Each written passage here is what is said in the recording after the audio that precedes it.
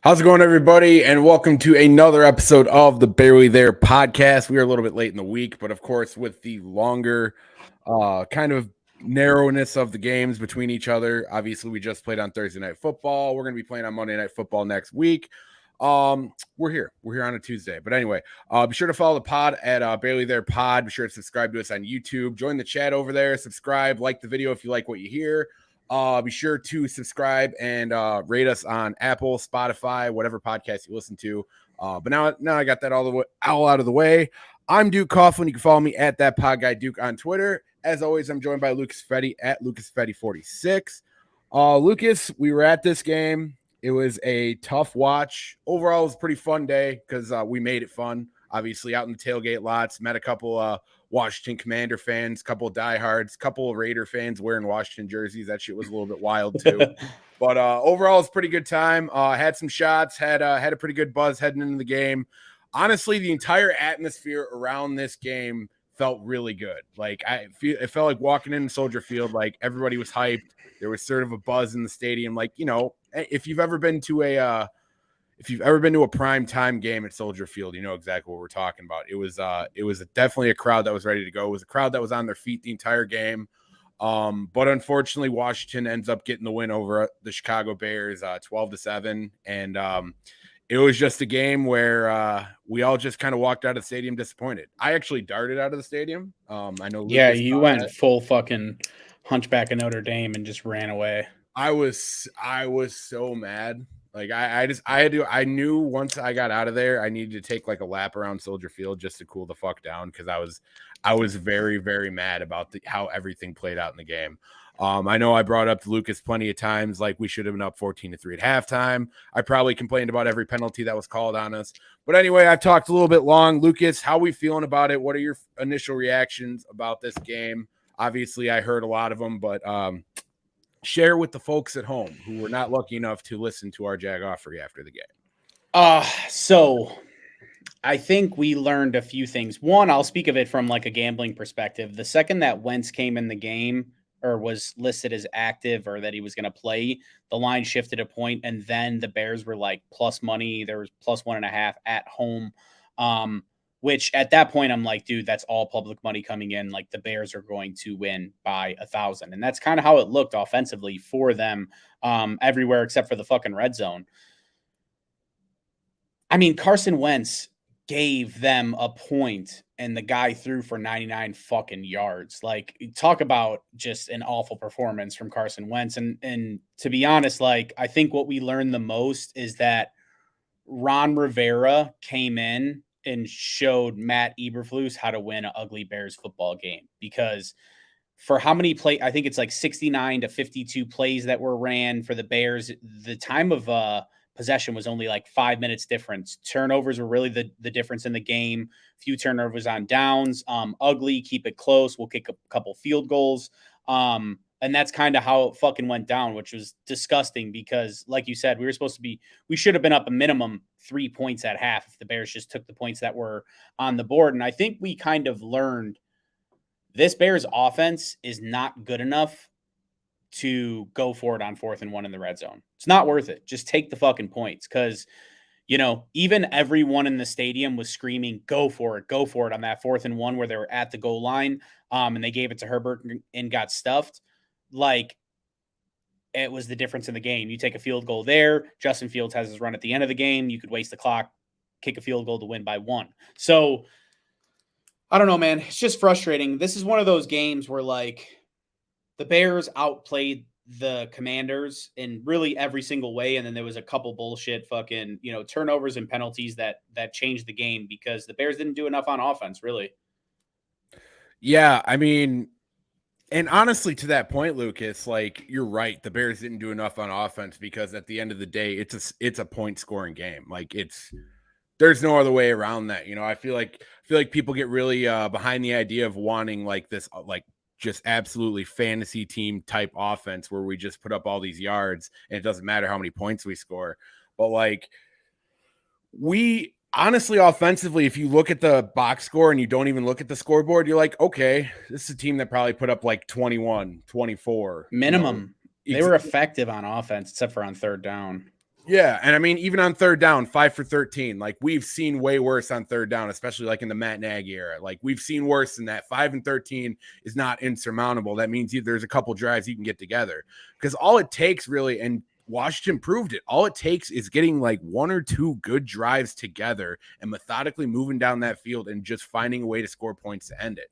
You know, if we take the field goals and more of these opportunities, like you're right, Lucas. Like we have an opportunity to win this game. Yes, it would be ugly. It's not the way we want to win this game. And there's probably a little bit of that when it came to the play calling or decision making. Like, yeah, we can take the points here. That's probably the smart play. But like this team needs juice, something fierce, because we just have not had it all night. Well, you know, at a certain point, man, you can't force an onion into a juicer. Like at a certain point, it's still going to suck. So like you need to hit a point where like you need to be able to accept what this offense is giving you right now. We're moving down the field. We're able to get in field goal range. And like even as much of a situation as it that you just hate to take the field goal all the time or take the safe play, like it's bordering the line of being over aggressive. And when we have our play calling right now in the red zone that just, flat out has not produced, the red zone offense hasn't produced. I don't think the play calling's been that great as well. I guess if I'm going to talk on Mike Ditka's birthday and be a little bit of that old school type mentality guy, what's stopping us from just loading up out there with our heavy set and being able to just decide, hey, we're going to run the football. We don't care if we're running the football, but we're going to run it like 2 or 3 times straight. And we trust one of our guys in either David Montgomery and Khalil Herbert to get that touchdown. You know what I mean? It felt like even like when you were bringing up, Lucas, that fourth down that we went to Herbert and he got stuffed, it felt too little too late. Like that's not even a bad play in a red zone offense, but it's a really bad play in a 4th and goal. You know what I mean? Like all that earlier in the down, go to if you're going to get, if you're going to just line up your fullback once in the red zone, just do it one time in goal to go situations. You had 11 situations in goal to go, and there were 0 times you had your fucking fullback followed by your starting running back trying to get into the end zone. Like not once, dude. There's no reason why you should have 238 rushing yards on the day and you don't have a single rushing touchdown. That's borderline offensive malpractice at a certain point, because. And I always talk about it, and again, maybe this makes me sound like an old school football guy, but there's something to be said about being able to effectively run the football all the way down the fucking field. And honestly, there are teams that get by with only effectively running the football in the red zone just to score touchdowns. You know what I mean? Like you have those guys, and fantasy players know exactly who I'm talking about. They don't finish with a lot of yards on the day, but they finish with a lot of those 5-yard touchdowns. You know what I mean? They finish with those fucking red zone takes. And we have 2 guys in our backfield who can definitely do that within the tackles. And it just doesn't seem like we've been effectively using that. And it doesn't seem like we've been effectively using RPO on 4th down if that's something we want to try to do. Like, Lucas, I brought this up a million times, and I'll let you take the point after this because I've been talking for a minute. And I kind of need a breather, honestly. But I brought it up so many times. I feel like it was every time we were in the red zone, I would fucking kind of go over to Lucas and be like, dude, why are we not if we're going to go out of shotgun, why are we not snapping the ball to Justin and having him just race somebody to the fucking pylon? Yeah, dude. This guy, and he showed it multiple times in the game with his speed. Like, why not make that play? Like, if you're going to use Justin Fields to his absolute 10th power, that's the fucking call to make. It's just like, yeah, dude, if you're in the middle of the field, I can't really remember if they were in the middle of the field at that time, but like, run the ball to the left one time and get on the left hash and then let Justin Fields roll out right and just see, hey, is there going to be an easy pitch and catch? Can we play a game with the linebacker there and flip one in for a touchdown? Or can he just race to the corner?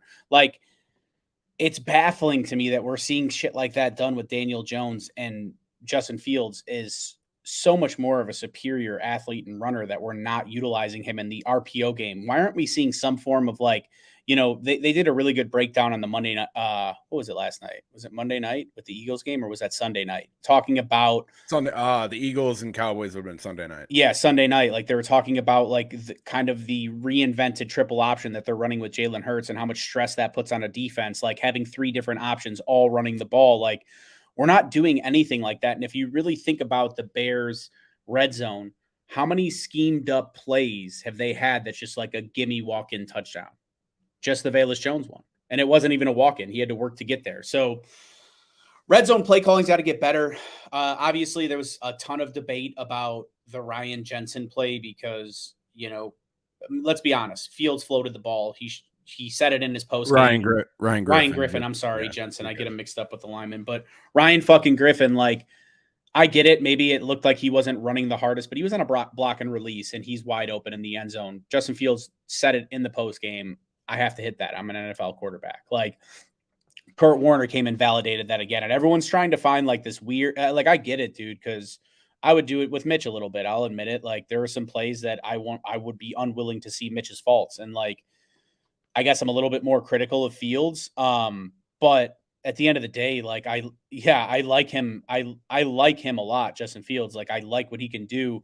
Anytime I said this to you before the show, but anytime his back's against the wall, he seems to be able to make a play like that run, at the end of the game. And I hate to backtrack, but I thought it was nuts that Flus didn't. I wanted him to punt it there. They went for it on 4th from midfield because they had 3 timeouts. I'm like, dude, punt it, get good field position, try to get into an easy score range type thing. Use your timeouts on defense, and it ended up working out because of the missed field goal.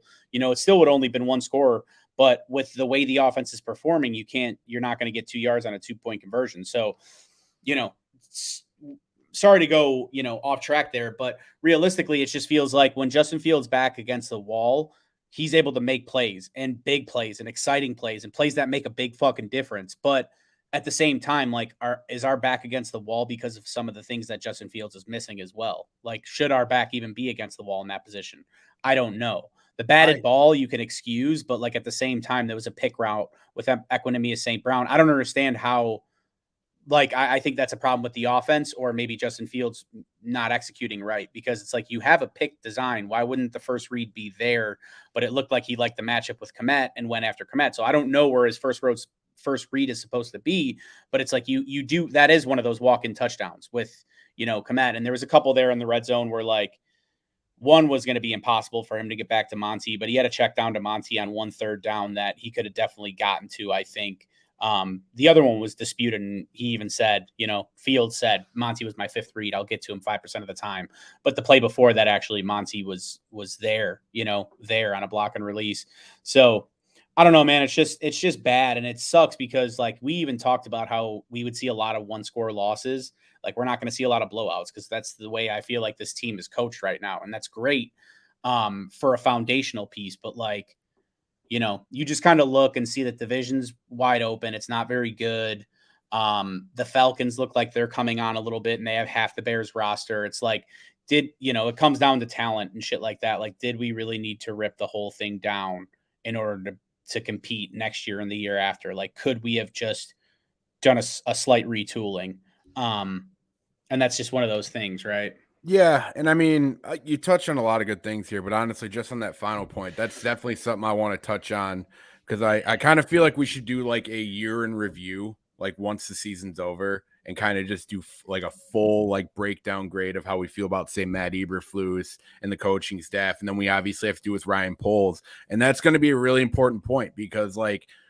And I understand the trade that went behind it or whatever, and I'm not going to get too deep into it. I'll save it for when we do something like that. But like, it's getting really irritating watching Robert Quinn just not produce, and yet we see Khalil Mack in Los Angeles just having a career season. Like, it looks like he might end up breaking his single season sack like career high. He's better than Joey Bosa. He was the better of the two, to be honest. Oh, listen, and that's a conversation for another day, because Lucas, I could hammer it to fucking Khalil Mack for about 7 hours. He's one of my favorite football players like the last 10 years. But I guess to kind of touch on a couple of your points here, you posed a really good question. Like, are we being held back by decisions that Justin Fields is making? And I think the answer to that is yes. Like, I feel like there are a lot of very obvious points to that. And I just want to preface this by saying I'm a Justin Fields guy. There's no denying that. I've been very much a guy in Justin Fields' corner. I feel like anytime you criticize him these days on the Twitter sphere or on Facebook or anything, you're just treated as somebody who's fucking, somebody who's given up on the entire process altogether. And that's not it. It's that you should be able to be frustrated about the process as it's happening and being able to identify issues. And that's how you improve, And I feel like Kurt Warner does some really good breakdowns of Fields' tape. I feel like that's something that if you haven't, definitely something you want to go out of your way to go watch, because I really think there's a lot of people out there who are saying a lot of different things, who are kind of assuming what the calls are on offense, assuming what the first read is, assuming what the first few reads are, like based on what they've seen in the past. But unless we're in that offensive room, like that's something we're just not going to totally know. That's something that we have to be able to get asked in the press conferences. And that's where, like, when I call on the media to be a little bit better about their questions, like, I don't care about like Justin's mindset on the fucking sidelines. I care about what Justin saw in a certain play. So like, those are the questions I want to hear. But so I really think it's important to just be able to kind of take a full look of it, be able to look at differing opinions from like guys who have played and guys who have been in it, like been in football for a long time. Like, and I feel like there's kind of a tier there. Like, I feel like your top tiers are your NFL quarterbacks, and then under that are like your Peter Kings of the world. You know what I mean? Like the trusted, proven type guys. You know, don't jump on some guy who posts like a couple screenshots on his Twitter and be like, this is a fucking QB savant, because there's just so many things like that I see on Twitter every day that just bother the hell out of me. Oh yeah, well, Tim Jenkins. Let's just acknowledge the elephant in the room. Tim Jenkins, who I don't think anyone's ever heard of, is now like looked at as Jesus Christ, and it's because he's kind of making it seem like it's everyone else but Fields a lot of the time, and like we just got to be honest with ourselves, like. There are some plays that our Fields are missing for sure. And like, you know, we even had someone in front of us calling for Simeon after the first interception that was batted down. And it's like, listen, you got to explore every single avenue with Justin Fields, because if Justin Fields doesn't work out, then we're looking at a much different rebuild. Like Trevor Simeon could be a stopgap guy and probably get you 2 more wins this year because he's a little bit better at going through his reads, and he's a veteran, more of a pocket passer. He can help the offensive line out with moving up and stuff like that. But at the end of the day, we need to see that progress from Fields, because the top end of the offense is going to go, of the offense and the team in general, is going to skyrocket with him kind of figuring things out. So like, yeah, I think it's a little bit fucking insane. Like when people are trying to just like that Ryan Griffin. I didn't call him Jensen this time. That Ryan Griffin thing literally is like, I don't know how you try to justify that. I don't give a fuck if Griffin ran completely the wrong route. If he's supposed to be running a post and he's running straight, like he's stopped in the end zone wide fucking open, bro. Just flip it to him. You got that. You could throw the ball a fucking mile, but you can't hit your check down. You know what I mean? So it's just like, it's little things like that where it's like, dude, let's raise the standard. I get it. We want this kid to be good. We want this kid to be developed and stuff like that. But we are not the fan base that's really here to develop quarterbacks. If you haven't fucking noticed in the past 20 years, whether it was Rex Grossman, Jay Cutler, who's a first round talent that we traded for and gave up a lot of capital for, Mitchell Trubisky, and Justin Fields. Like we get this Josh Allen took 3 years fucking comparison, but people forget how that fan base is in Buffalo. They're not booing their fucking quarterback because he has a bad game in his second year and they start calling him a bust all over the like that. Like Buffalo is a great place to fucking develop a quarterback, in my opinion. Especially when you have the structure there. Now they've been missing that structure with the head coaching, but with McDermott and all them, like it's not the same thing. Right? Like that's what I'm getting at. And I'm not trying to make that Fields to Allen comparison, but it's not the same thing. It's a much more hostile environment in fucking Chicago. And like, we don't need to like, I don't know. I guess I'm just pleading with the fan base to just like drop the fucking act. And like, let's just talk about it like real human fucking beings instead of freaking out and trying to make such declarative statements that, oh yeah, I'm going to be right. Or we won't know for fucking 6 years. Like even still, like there's still questions about Mitch Trubisky. We really don't know. He just came in and outdueled fucking Tom Brady. Like we don't know. You know what I mean? Yeah. Like, so why are we trying to act like we'll have this definitive evidence? Even someone like Justin Herbert, that looked like it was a surefire hit. He looked like dog shit yesterday, dude. Herbert hasn't had a great season this year. No, he hasn't. And dude, isn't it crazy that Herbert Wentz was seen as a top 5 quarterback at one time. He threw 99 yards against the Bears. Yeah, it's crazy to me that Herbert's not having a great year, because I think Mike Williams is one of the most underrated receivers in all of football. But anyway, I guess to kind of just get off the fan points, because you make a lot of good points, and I kind of jumped on it as well. That's kind of how we got here. But like, I guess you have to be able to look at the positives and the negatives and kind of just be able to formulate your own opinion and kind of just know that this is still a fluid process. You know what I mean? Like when somebody's down on Fields, there's a good chance if they're a Bears fan and they watch, they kind of understand that like this is still a process. Like, you weren't an idiot that was jumping around saying that this team was going to be like fucking 11-6 or 10-7. You know what I mean? Like, that's an entirely different ball game of a fan, in my opinion. But being able to just kind of understand and see like some of the positives, like just to break down a couple, just off the top of my head, because I have some positives and I have some negatives for Justin Fields. Obviously, a positive is him being able to extend plays with his feet. I think that is part of like why he gets as many sacks as he does. And I don't want to sit here and excuse the offensive line at all. But I do think Justin kind of trying to extend a play sometimes works against him, especially if a receiver doesn't crack open. And, you know, simply put, and this isn't something I don't necessarily want to put on the receivers either, because I don't want to give Justin a free pass on this. But like, if you're trying to see a play develop downfield and it doesn't develop, you have to be able to find something to do. You know what I mean? And Justin has done a pretty good job of being able to take off. You know, 12 carries for 88 yards. That's a lot, dude. And if you can He's lethal with his feet. And if you can figure out how to do that while being able to have a good passing attack, like that's why that Josh Allen name comes up, is because there could be something there if you were able to bring it all together. But it feels like he just hasn't had that full game where it's all come together in both aspects. Like, either there's games where, like, even the Steelers game, I feel like he focused more on like throwing out of the pocket and just it's up and down downfield. Yeah, you know it's up I mean? and down, dude. Up and down with him. He's like a fucking yo-yo. And that's what's the most discouraging, because like we saw him play, in my opinion, his best game against the Vikings. Like, well, dude, and then his best game in his career. And it's just crazy because like he has that effortless throw to Mooney in the Minnesota game that just shows off his arm talent. And then you have the Pettis throw, which, dude, even watching it live doesn't do justice to how good that fucking throw is. Like, that's right on the money.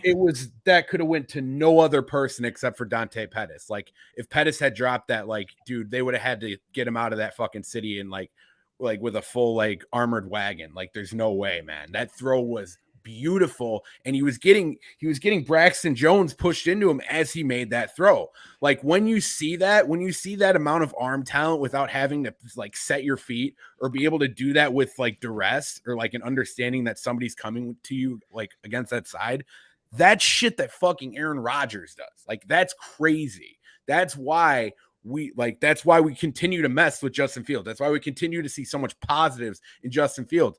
But then on the flip side of that, you see things that he does that just reminds you how inexperienced of a quarterback he is and how just unsharpened of a tool he is so far. Because now I brought up these positives of him being able to run the ball, that toss to Pettis, and honestly, there were a couple third down plays that I thought were pretty good too to extend drives. Then we have to go to the flip side of it. And I feel like just off the top of my head, the number one thing has to be with the red zone offense. I think Getsy deserves some blame here as well, as we talked about a little bit earlier, not being able to just kind of put your heavy set out there and be able to run the ball. But at the same time, like you were saying on the Ryan Griffin play, like Justin has to be able to make that play.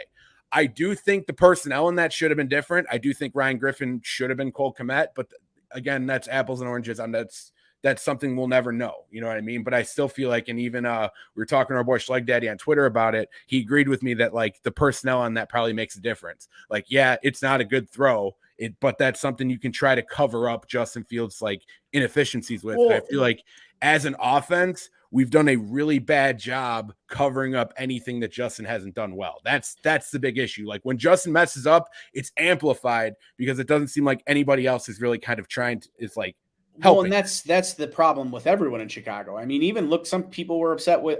We had our buddy Matt, fucking, who's a dipshit, but he literally was upset with. He was like, "I don't know if I believe in Dennis Allen." I'm like, "Bro, that's the most Bears fan fucking response I've ever heard. They just let up 12 points, and you're worried about the fucking defensive coordinator. 12 points. Alan Williams. Williams. I'm sorry. You're good. And what did I say? Allen Robinson. No, you said Dennis Allen, who's also a very good. Dennis Allen was, yeah. I'm sorry. No, with Alan Williams, fucking, I don't know why I keep fucking up names today, but with Alan Williams, like they're talking about replacing Alan Williams.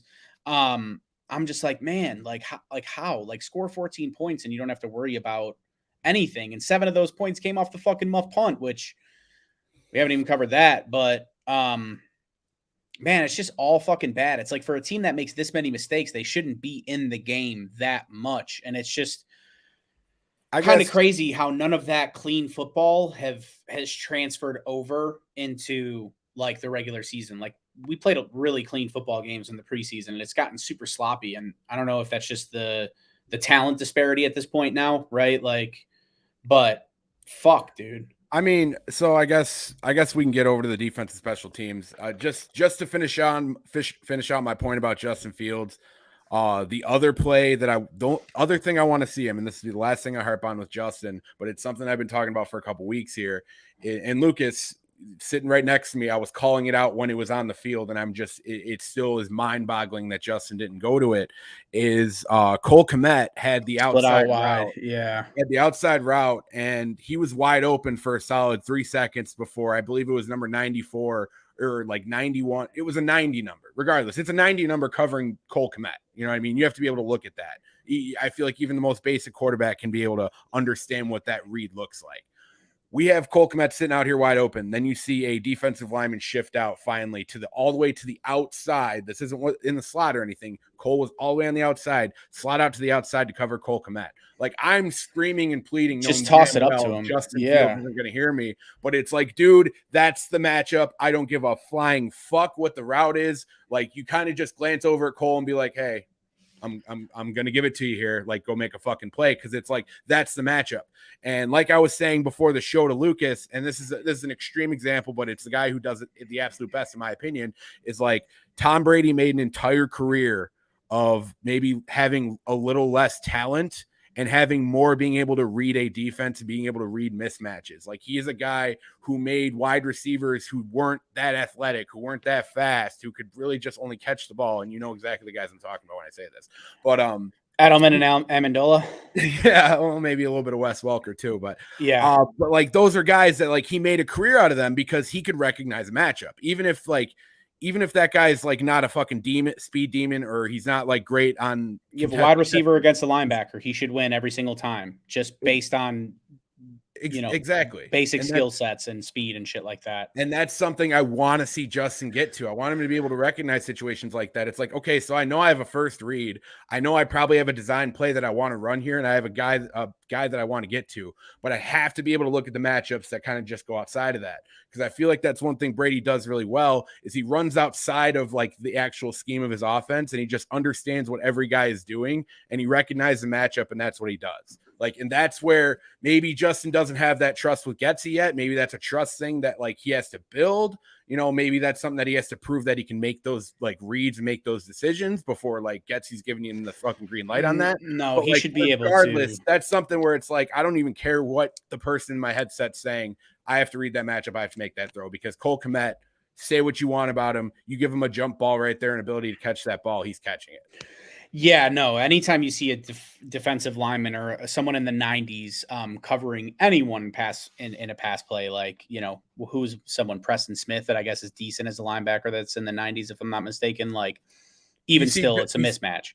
You see Preston Smith covering Justin Jefferson. It doesn't matter what Justin Jefferson's route is. You're throwing to Justin Jefferson. Does not matter at all. Exactly, right? And I know that's a bit more of a heightened fucking example, but no, I think that's what it, like, with Fields, it's like, I think I'm just most disappointed in the fact that he really made big strides in getting the ball out and shit like that in the Vikings game. And it seemed he took a step back now. Now, he didn't come back to the first 4 games and where he was at there, because he looked fucking lost, but like way more productive, but definitely took a step back again and left some plays out there, which is upsetting. Like, I still, again, I'm dumbfounded how we had a pick route and it wasn't the first reader who you were throwing the ball to. Like, it doesn't make sense to me, right? Like, it's just like what Green Bay ran. That's why Aaron Rodgers had 45 touchdowns and 38 touchdowns or something like that in the last 2 years. And this year he's got like 4, because those fucking pick routes with Devontae Adams worked every single time. You had ESB right there. I just don't know why it wasn't where his head was looking the whole time. It could be on Getsy. It could be on Fields. I have no fucking clue. But yeah, that's the important point though, is like, we don't know, you know what I mean? People who pretend they do know and they're not in that offensive room, they don't know. Exactly. So, you know, and I hate the idea of getting hung. I think you're right too. Like, I've said that a lot of times. Everyone's in a microscope, right? Like, that Velus Jones muff punt is in a microscope because of what the Bears' output is and how their games are being played close and all that shit. Like, you know, you float that throw to Ryan Jensen, but then come back on the next play and throw a touchdown. No one gives a fuck. But because there was only, you know what I mean? Because the red zone output was so bad, I think they were 0 for 4. Like, it gets upsetting. You know what I mean? You're just like, what the? Then you start picking apart those one throw here. You don't do that with Patrick Mahomes. Why? Because they give him 4 chances to throw at the goal line, and out of those 4, he's gonna fucking hit a touchdown. I'm gonna buy you a Ryan Jensen Chicago Bears jersey. Like, there's just absolutely no doubt about it. Did I say Ryan Jensen again? Yeah, I'm sorry. Well, Ryan Griffin, that's why we shouldn't have fucking players that suck cock. Because, like, Ryan Griffin is like, it would be better if we did have Ryan Jensen. We shouldn't have the dog from Family Guy taking fucking routes to the corner of the end zone, but that's neither here nor there. Ryan Griffin doesn't bother me. It's the Dennis Allen one that does. That's the one that gets me. It's all right, dude. We all have these shows. It happens. I mean, honestly, dude, I feel like the last, like, because since Thursday, man, it's been a freaking fever dream, man, just thinking about this game, because like it blows my mind that our defense played as well as it did and our offense put up as many yards as it did. Like, I'm pretty sure I already said it earlier, but like, you look at the box score and you just think, like, without looking at the actual score itself, and you just look at the numbers, you're like, man, this looks like a pretty good performance out of like the Bears won by 100. Yeah, like, I mean, sure, Justin threw an interception. Like, that's going to happen with a quarterback, you know what I mean? And he's a guy who likes to toss her downfield. And honestly, that was a batted up interception that just couldn't have fallen into that guy's fucking hands any better. I'm not saying it was a great throw, but like, you can't have balls bouncing in the air. That doesn't help anybody. No, not with the defensive line. No shot. No. Yeah. But, yeah, I really think, and even on the defensive side of the football, Lucas, because this isn't even something we've talked about, like, I thought, Roquan's always going to get shit. It's almost like annoying to even like have to like defend him every single week, because like I know what Roquan Smith does on a game by game basis, and everyone's just going to focus on the Carson Wentz play, and you're like, totally within your right. He played at a very high level, but he did get smoked. Yes, he got smoked by Carson Wentz, and there's just absolutely no denying that. You know what I mean? Like, that's a rough one. But I mean, I guess if I were to play devil's advocate, Carson Wentz is a fucking poorly packed duffel bag, and he always has. Dude, he's 6'5", like 260. Like, he's got height and weight on fucking Roquan, and Roquan was definitely coming. Like, he was coming, sees him come, tries to brace for the hit, and fucking Wentz ran through him. And honestly, like, that's football, dude. Like, people get put on their ass. Great players get put on their ass. It like the leverage was there for Wentz. You know what I mean? It's not like Roquan took him on fucking head on. He's coming off of a block, running towards the backer. Wentz crosses into his face and he fucking cleans him. That's football, dude. That's how football works. But at the end of the day, he led the team in tackles against the fucking Washington offense that went 2 for 11 from on third downs and scored fucking 12 points.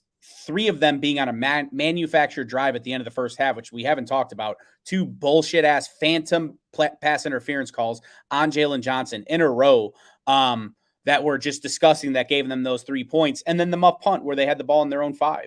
Like you're talking about a team that really gave up 3 true points, a defense, and somehow we're already talking about trading Roquan Smith. No, he played at a high fucking level last week, and there's no way to cut it any other way. Yes, he got his clock cleaned by Carson Wentz, but who the fuck cares? Yeah, dude, that's one of those things. That's like, I could give you a highlight reel of like Brian Urlacher getting juked out by Tom Brady, or like getting fucking blocked by a running back who has no business blocking a guy like Brian Urlacher. But dude, like, Wentz is the same size. Are they going to take his fucking Hall of Fame bust because a guy just gets fucking smoked on a play? Like, it's because it's Carson Wentz. Wentz is the same exact size as fucking Josh Allen. Josh Allen trucks people regularly. He just jumped a human on Monday Night Football or Sunday afternoon football, whatever it was. Like, yeah. Dude, they're big fucking boys. Like, it's not that crazy for them to fucking clean somebody's clock. Well, and dude, you look at like how penalties have been called like in the past few weeks too, with like roughing the passer and whatnot. Like, are you supposed to go up there and just meet that block? Like, if Roquan goes and kills Carson Wentz on Thursday Night Football, like, they wouldn't care. Pandemonium is fucking happening. No, like, they wouldn't fucking care, dude. It's Carson Wentz. I don't know, man. If it was Tom Brady, yes. And that's why you saw that one Tom Brady clip where like he went out to go block and a bunch of people were like running in a force field around him because they were just like, we're not touching this fucking guy. I might lose 3 game checks. But Carson Wentz, you can kill. He got a shit rock. That's fine though. That's football. Well, dude, and in all honesty, like if we want to talk about Roquan Smith, our fucking linebacker core and our secondary combined for more sacks than our front 4. Isn't that crazy? Isn't that crazy? I mean, the fact we only got to Wentz 3 times bothers me a little bit. I know, like, sure, maybe I'm a perfectionist in that sense, but like I see Washington's offensive line. I see the talent I know we have on our defensive line, and it's like, dude, come on. Why is something not happening here? Why are we not getting a better push? It's not like Carson Wentz has ever been a guy to get the ball out of his hand quick or anything like that. He's a guy who fucking kind of sits and waits, and then he'll take off as well. But like when Roquan Smith gets a sack, you have Jaquan Brisker getting a sack, which by the way, Jaquan Brisker had an incredible game as well. Jaquan Brisker and fucking Kyler Gordon. Let's not Kyler leave him Gordon. out. He looked like a true fucking first round pick. I know we got him in the second, but he looked like a true first round cornerback in this game. He played lights out. But Brisker did as well. Brisker was all over the place.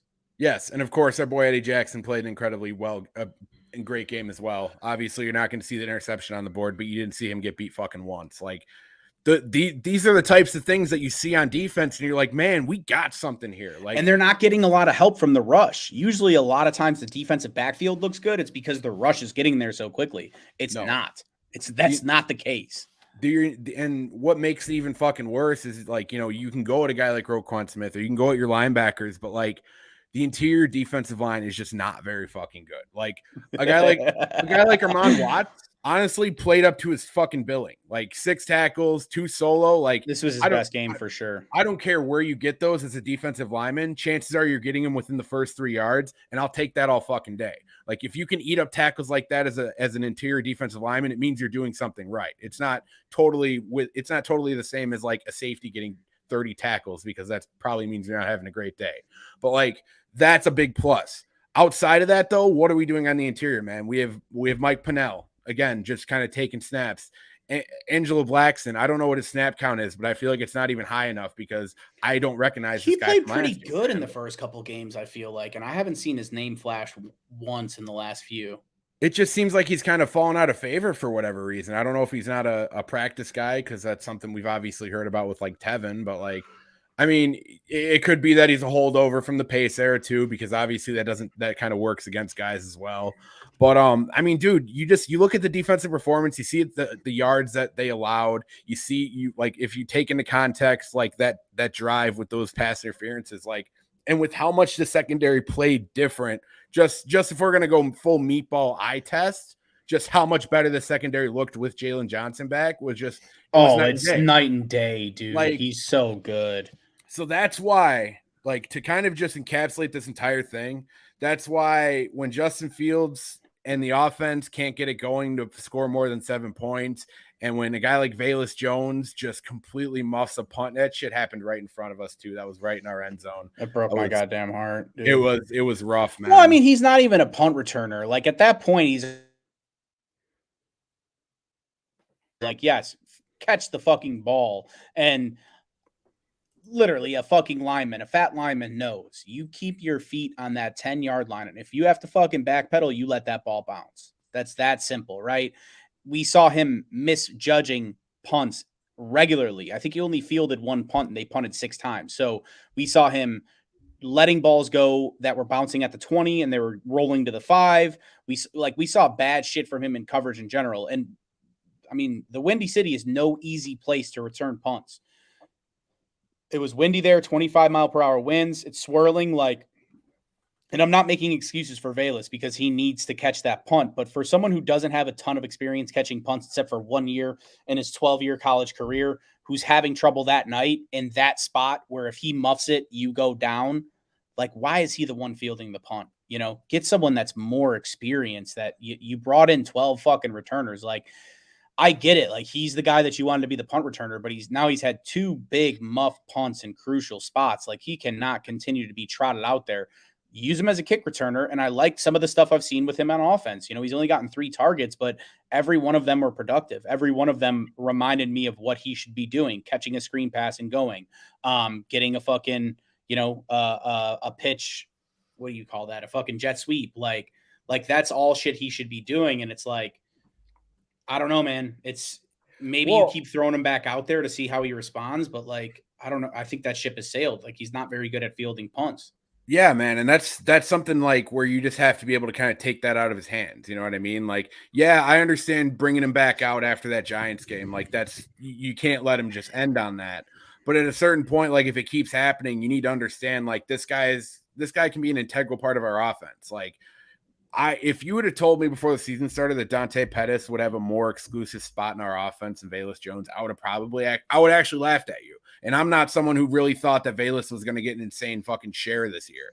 But the fact that the guy that we signed to be a punt returner is playing more on offense than the guy we drafted to be a wide receiver, it's kind of mind-boggling. You know what I mean? It doesn't make a whole lot of fucking sense. And that's where I start to get bothered with like.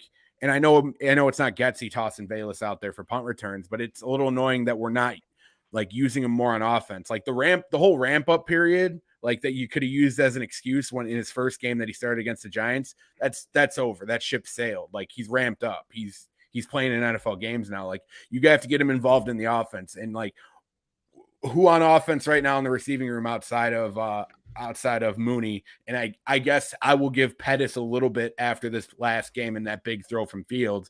Who else in this receiving room is like proven that they belong on the field like more than a guy like Velus Jones? And it's not even like a proven, like it's not even like this guy's proven what he's done in the NFL over his career, or like this is a fucking guy that no one has proven what they've done in the NFL over their career. That's exactly. the thing. It just hits a point where it's like, this is our 3rd round pick wide receiver. Like we're not even giving him an opportunity on offense. Like, and we see what he can do in open field. And like the jet sweep that you bring up, man, they call that the Packers sweep in Green Bay. And guess what? It fucking hits when they call it at the right time.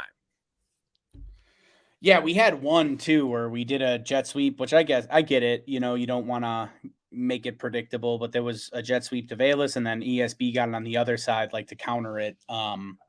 A couple drives later, and it fucking just got sniffed out instantly. So that was one that hit week 1 though.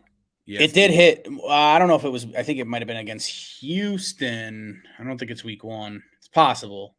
No, I think you're right. I think it might have been. There was one that St. Brown busted for like fucking 175,000 yards though. So yeah, no, I mean those are nicely set up, but it's like that even goes back to a point that we've brought up on a lot of previous episodes, and like I didn't want to bring it up and harp on it because I don't want to just sit here and complain about Luke Getsy, even though I feel like he deserves it. But like, there's just still just this staggering lack of setting things up. Like when you brought it up, like run left and set up a rollout right to Fields. Like, come on, man. Like that is so outside of Luke Getsy's wheelhouse right now. Like we can't even stack up the line and run the ball on the 2-yard line. You know what I mean? Like it's one thing if you go 0 for 1 or 0 for 2 with your shotgun set out in the red zone.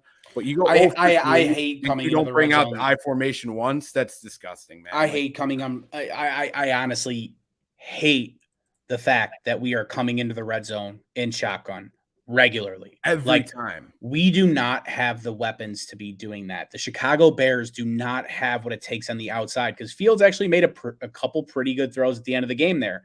Pettis, even though it was a pass interference, had the ball in his fucking arms. If he squeezes, that's a touchdown. If Mooney doesn't bobble it on the first bit of the reception, that's a touchdown. Like, so we don't have the playmakers for Justin Fields to be throwing from the red zone. I get it. You want to use his legs, but that's nothing that he cannot do from a fucking rollout type situation. Like, what are we doing here? Like some of our best players right now are David Montgomery, Cole Kmet, and Darnell Mooney. And you rarely see all 3 of those guys in the field together in the red zone. Like, highlight the fucking skill, bro. You have not what the head coach says. You have David Montgomery and Khalil Herbert in your backfield. Both of them were having games on Thursday. Like, I don't even understand what it is at this point because it almost feels like they're trying to see something that works. They're trying to see will this work in the red zone? Well, it's like that's not something you bring into a fucking game. Like, I really like that you brought up the point that like Fields can do that with a rollout. Like, score that first fucking touchdown by just pounding the fucking line, dude. Like you don't have guys on the offensive line in an RPO set. Well, and your offensive line is better at run blocking than pass blocking. Well, dude, but they still a lot of them don't even have the ability to get to the second level like a guy like Tevin Jenkins. Tevin's easily our best guy getting to the second level now that Cody Whitehair's out. Like, and we don't like that's kind of like the number one thing in say a zone read or or in an RPO is being able to get guys to move downfield and like kind of make those fucking blockouts or make those fucking, box out blocks. And we just don't have that. Like line them up, let them just fucking push forward against a big front. And I feel like we're going to win that battle more times than we lose it. And you want to know what? If you score that first touchdown on a play like that in the red zone, they have that to respect rollout's it going every to other be trip. wide fucking open on they the have next to time after opportunity. They have to respect it every other time. I also like that's the thing. Like when he's handing it to Khalil Herbert out of shotgun, is that a zone read? Like, is it some sort of like veer play? I don't know, but like I just feel like we haven't seen Fields pull it and run in a situation like that. So I don't know how much they're actually fucking running it. I don't know, man. We ended up back on the offense because the defense only let up 12 points. Good news is Flus did say that with this mini pseudo bye that they are reevaluating who's playing, not only personnel but scheme in the red zone specifically. He mentioned as well, like they are going to reevaluate everything and put some new things in. So hopefully that changes. And that's the thing too. It's not like it's been awful offensive performances. We've had some games where Fields looked really rough, but we ran the fuck out of the rock. Like yardage wise, like you're producing, but at the end of the day, a lot of these defenses are built to be bend, don't break. So they're going to let you get those yards in between the 20s. It's all about red zone efficiency. And I guarantee you the teams most efficient in the red zone are at the top of the league in terms of record right now. Well, dude, and what's annoying about it, I guess, is like this isn't even like a terrible offensive performance. We just couldn't fucking seal the deal. We got to third base every single fucking time, but we couldn't get home. Like in a baseball sense, because hey, it's the baseball playoffs. And by the way, Cleveland lost to the Yankees because Cleveland fucking sucks. Leaving fucking runners on base. Oh, it's so cool that we get these hits or doubles or triples. If they don't score, it doesn't matter. And that's exactly what this fucking game was. Like, yeah, we were getting the singles. We were getting the doubles. We were even getting a nice little triple. Like, if we're going to look at Justin Fields just outrunning everybody. Like, but if we don't finish, if we don't put the run in, it doesn't matter. Like, it does not matter. And that's the problem. Like, with the red zone offense not fucking working. Because, like, this isn't even a bad offensive performance. Like, there's a reason why I was upset at the first half and thought, like, we should be up 14-3. It's because, like, we're moving the fucking ball. We are moving the ball and we have opportunities to score. At will, dude. Like they were not stopping us. And like we were running on them. We were throwing on them. Justin had a couple really nice throws right out of the fucking gate. And it's like we just couldn't capitalize on it. And by the way, while we're here, Amir Smith-Marset is a free agent. He is no longer on the Chicago Bears. Yeah, he dropped a big fucking, I think it was a 4th and 16 where Fields blasted his hands and he would probably had to turn up field and go 2 yards to get a first. And like, yeah. It's disgusting, dude. I just don't understand how you have the guy that literally fucking ruined you the week before in a position to be even getting a reception at that point in the game. Like I get the whole, hey, you got to trust your guys and give them confidence, but like he's a fucking waiver wire pickup. Like he should have been cut after that first game. So there's no reason that guy, another guy that should not be getting more of a fucking role on offense than Velus Jones, but again, I digress. But yeah, overall, I mean, just kind of encapsulating and putting in a tight little package. Was not a great game. There was highs and lows. Honestly, Lucas, I didn't want to interrupt your point earlier, but me and Lucas actually had one of those points when Washington missed that field goal towards the end, where we kind of did that thing that only show up in the movies or whatever, where we both kind of had our hands over our head and just kind of looked at each other like, we have a shot. You know what I mean? Yeah. And then that freaking play hits downfield. I think it was to Herbert where he just starts taking off, and we're like, no, that was Fields. He ran it. That was Fields? Yeah, okay. He scrambled and ran it. Yeah. And that's something I don't want to cut you off here, but that's a point I think is fair as well. Like, yes, I think Fields does avoid a lot of sacks with his feet, but I also think he causes some sacks with his lack of getting the ball out on time. So I think he makes up for some of the stuff, but like I think it's almost even at this point, like how many sacks he's causing versus how many he's avoiding.